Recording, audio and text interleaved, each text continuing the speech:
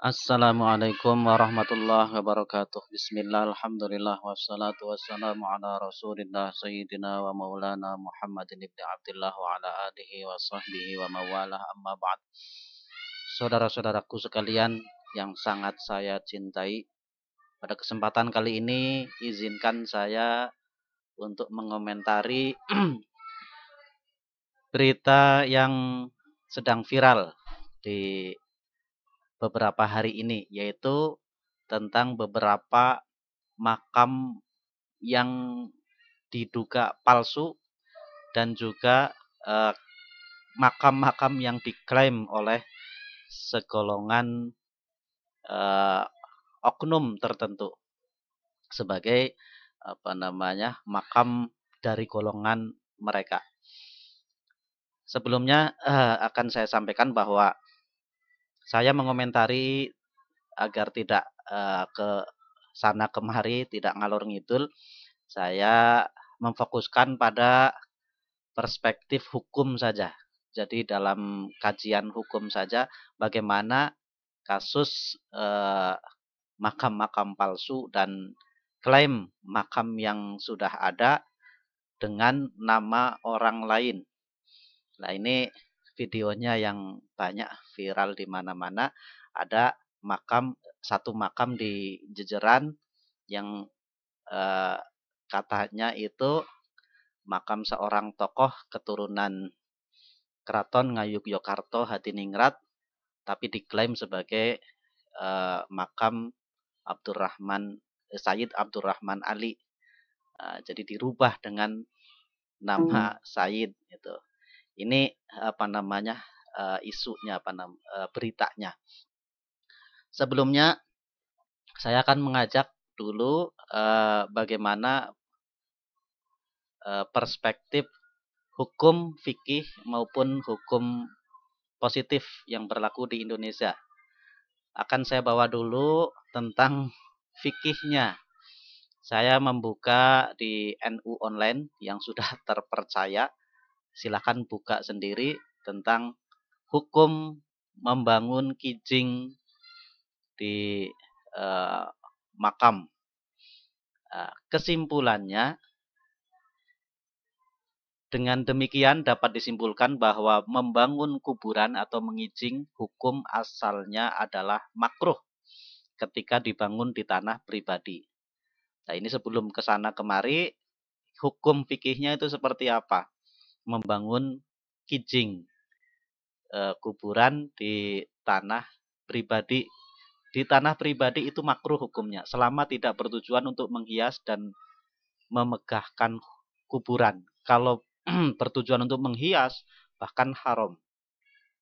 Karena itu ada menghambur-hamburkan uang. Sedangkan jika kuburan berada di tanah milik umum, maka hukum membangunnya adalah haram dan wajib untuk dibongkar.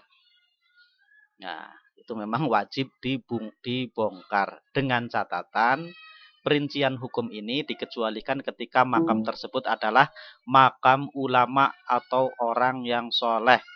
Maka boleh dan tidak makruh membangun makam tersebut agar dapat diziarahi oleh khalayak umum. Artinya kalau memang itu orang soleh yang dimakamkan, itu boleh dibangun kijing. Dan saya kira menurut pendapat saya, pahlawan nasional, tokoh-tokoh yang ada dalam sejarah nasional, yang punya peran besar dalam sejarah nasional, itu juga masuk kategori ini. Boleh. Karena apa? Karena itu ada nilai sejarahnya agar menjadi ibrah, menjadi teladan untuk anak cucu generasi setelahnya. Itu dari sisi fikih, makanya nanti kita perlu ketahui dulu karena kasusnya ini ada banyak katanya itu. Itu kalau memang kuburannya itu di makam umum, pemakaman umum, yaitu harus di ini. Termasuk kakek saya itu juga dulu pernah berwasiat karena makam nanti akan di pemakaman di makam umum, beliau tidak membolehkan untuk membangun kijing. Itu kakek saya. tolong nanti kalau aku meninggal jangan dikijing karena makamnya itu makam umum agar bisa untuk gantian. Kemudian yang kedua dari sisi hukum positif. Dalam hukum positif eh, makam yang sudah ada namanya, nama orang tertentu yang sudah meninggal, kemudian dirubah dengan nama yang lain, seperti kasus yang terjadi di makam Jejeran. Itu bisa kita ketengahkan pasal 378 KUHP.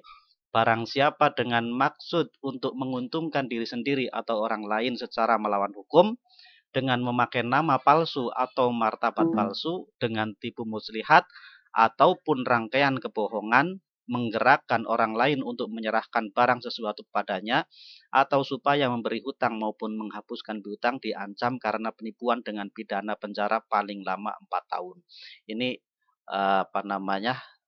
pasal tentang kebohongan publik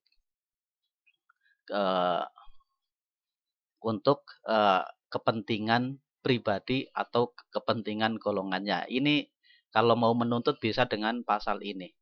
Yang kedua, ada pasal yang bisa diketengahkan adalah seandainya, dan yang terjadi sekarang itu ada sekelompok, entah itu organisasi atau apa, yang kemarin itu mengatakan sebagai alap-alap atau apa itu, sampai dan ada beberapa oknum yang langsung menunjuk pribadi yang telah berbuat kebohongan, mengatakan makamnya itu adalah makam bin Yahya katanya itu.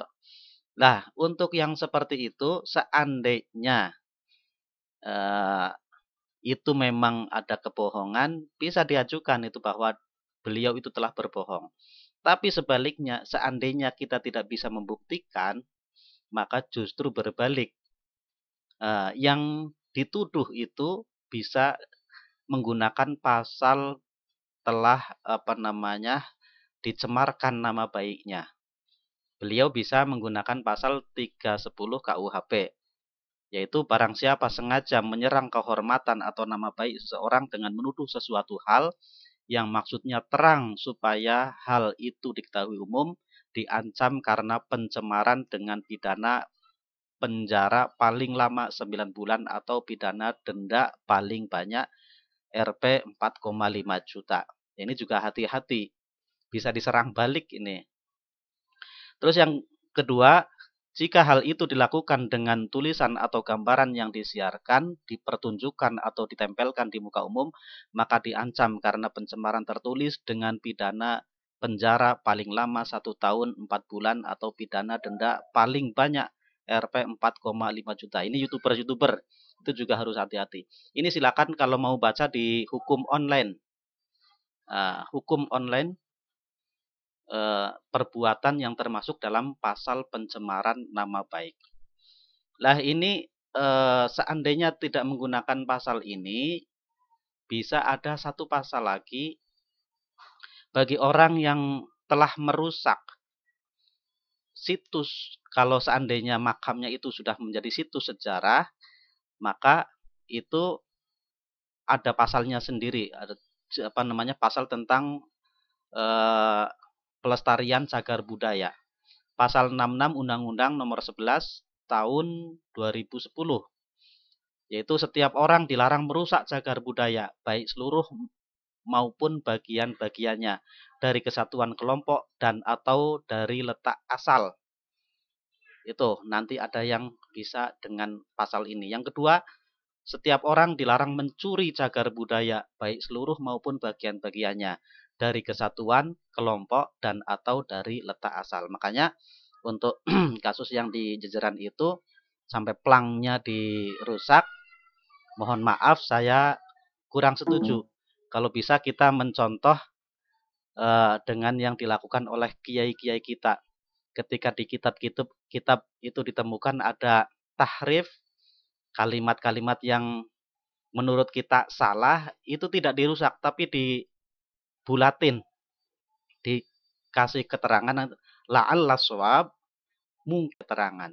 Lah untuk di makam-makam yang memang sudah terlanjur ada yang menempelkan nama, tinggal kita pasang keterangan saja kalau memang sudah terbukti secara ilmiah, pasang nama. Ini aslinya adalah makam nama ini, sejarah biografinya seperti ini. Sedangkan nama tersebut itu eh, tidak benar menurut data dari ini. Dan itu akan menjadi pendidikan sejarah untuk orang yang berziarah. Misalkan di sana sudah tertulis Sayyid Ali Sayyid Abdurrahman Ali gitu. Ya biarkan saja. Tapi di sana kita keturunannya itu menempelkan biografi aslinya, namanya ini, datanya ini, biografinya seperti ini. Nah itu akan menjadi apa namanya pelajaran untuk para peziarah. Oh ternyata itu. Soal keyakinan itu serahkan kepada peziarah masing-masing. Apakah itu makam si peziarah itu meyakini bahwa yang dimakamkan itu adalah Ki Ageng siapa. Kemudian kalau ada yang berkeyakinan memang Sayyid Abdurrahman Ali, ya terserah saja. Biarkan masing-masing. Tapi kita punya data dan kita tempel di sana. Gitu. Bila perlu cetak buku biar menjadi apa namanya peninggalan yang bisa dibaca oleh orang banyak. Nah itu. Adapun seandainya makam itu bukan termasuk yang situs sejarah atau cagar budaya, maka kewajiban ahli warisnya itu yang wajib atau memang dia diharuskan untuk menjaganya, menjaga agar jangan sampai terjadi seperti itu lagi. Ada benar-benar itu kakek saya kok tiba-tiba namanya lain. Itu kan terjadi karena mungkin keturunannya kurang perhatian. Makanya kalau keturunannya perhatian, sering merawat, insya Allah nggak akan terjadi seperti itu. Nah, kalau sudah lama dirubah, kemudian tiba-tiba gara-gara ada polemik Pahlawi, kemudian baru diungkap itu kan nanti jadi rame. Itu mungkin yang apa namanya bisa saya sampaikan, komentar nggak jelas lah itu, tapi lumayan buat hiburan saja ini. Buat apa namanya penonton itu hiburan, buat saya juga hiburan biar ada yang disampaikan lah. Paling tidak ya mau percaya mau tidak ya terserah kalian. Itu mau komentar apa aja terserah, itu nggak ngaruh sama saya. Wallahu a'lam bishawab. Assalamualaikum warahmatullahi wabarakatuh.